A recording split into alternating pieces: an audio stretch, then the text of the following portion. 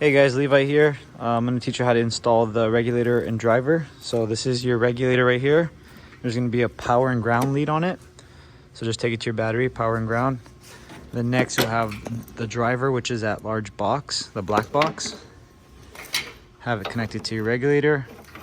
You're going to have two yellow wires hanging from it.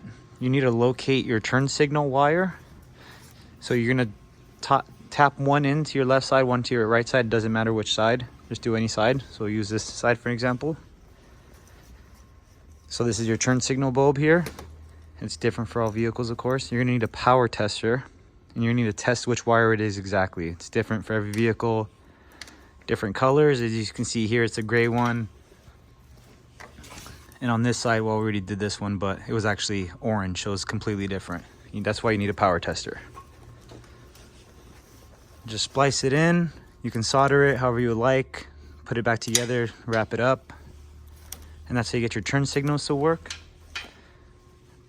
And you're good for that part. Next, you just connect your halo rings, DRL, or whatever it is to this. You're good.